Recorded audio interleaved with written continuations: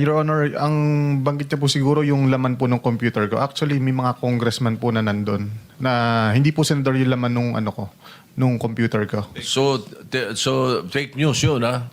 May 6 na senador na nunumbrahan mo daw. Mga congressman yung nasa computer mo. Yes, yung nasa computer ko po, congressman po. Okay, thank you. So fake news nga. O naligaw si Raymond. Diba? Anyway, basta yung ating media, ingat naman tayo sa mga fake news.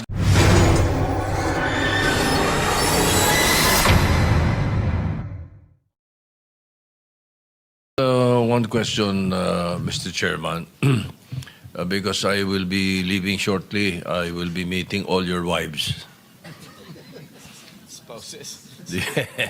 Because there will be an oath-taking of the Spouses Foundation of the Senate. But speaking of the Senate, tatanungin ako sigurado ng mga asawa nila puro mga senador ang binabaril Bakit ba, ano ba yung sinasabi? I want to clarify, Mr. Engineer Hernandez. Ano ba yung sinasabi ng abogado mo merong 6 na senador kang babanggitin? Ano ba yun?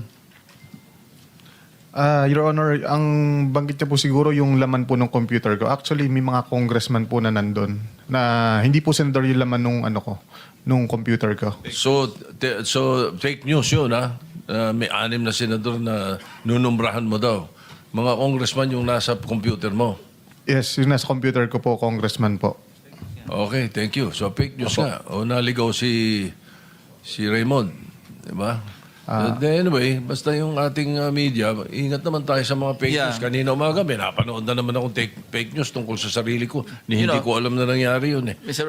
Senate President, I agree with you kasi maraming mga insinuations, nabanggit, Senator Sherwin Gatchalian, Senator J.B. Ejercito, kung sino-sino na lumalabas na pangalan.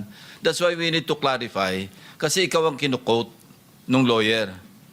And nasa national news ito So in fairness to our colleagues, na hindi naman talaga nabanggit at wala namang katibayan, babanggitin na nakabitin at ikaw ang reference, the Senate President has to really clarify this matter. Because this is a sensitive issue. Hindi ba? Imagine, Senate Finance Committee, biglang sasabihin ng lawyer mo na, of course, he did not name names, pero may mga insinuations na sumunod, binabanggit yung mga pangalan. So for the record, Engineer Hernandez, hindi totoo yun. Hindi po, Your Honor. Alright, thank you. Mr. Chair, follow up ko lang doon. Hindi na, Kahit na ikaw time ko na. Time ko na. Time mo na yan. Yan na. May 7 minutes ka. Bryce, during the interview na abogado mo, si Raymond Porton, Atty. Porton, sinabi niya na pinagalitan ka pa daw niya. Bakit ka daw namimili kung sinong sasabihin mo? Totoo ba ito? Hindi po, Your Honor. Ako po ang nagalit sa kanya kasi mali po yung information na lumabas. Ikaw ang nagalit sa kanya. Hindi naman po. Pero sa Pinagsabihan ko interview po niya, siya. sabi niya, pinapagalitan ka niya dahil namimili ka lang kung sinong ilalaglag mo. Hindi lahat sinasabi mo. Hindi po, Your Honor. Ako po nagsabi kay Attorney Fortune na wag naman maglabas ng information na wala pa naman tayong ebidensya. So sa ngayon, pinalitan mo na si Atty. Porton o siya pa rin? Siya pa rin po, Your Honor. Oh, siya pa rin. Tapos hindi kayo magkakaintindihan. Ano ba ito? Patuloy pa rin ang inyong relationship kahit na nagkababanggaan kayo? Sinabi ko naman po na pag inulit niya pa po, hindi ko na po siya ko-consider, Your Honor. Mr. Chair, may I move that next hearing, Atty. Porton be invited here? Because mabigat yung sinabi niya, Mr. Chair. Ito'y parang sort of... Consult tayo sa legal kasi abogado yan, lawyer Yeah, we have to invite him as... Lawyer-client relationship. Tingnan natin. Tatanong muna tayo sa mga abogado. Hindi tayo abogado pareho We have to invite him as a resource person, Mr. Chair. It's like a sort of Damocles hanging over our heads. Pag sinabi niyang gano'n, dapat paklaruhin ninyo. It can be anybody. Pwede ako, pwede siya, pwede si Senator Risa, pwede si Senator Bam.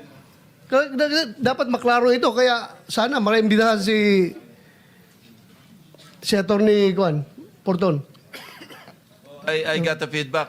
That's confidential yun. That's attorney-client privilege communication.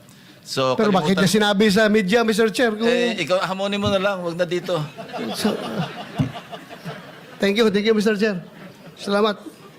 Pero Mr. Chairman, yung kliyente na mismo, dinideny yung sinasabi ng kanyang abogado. No? So,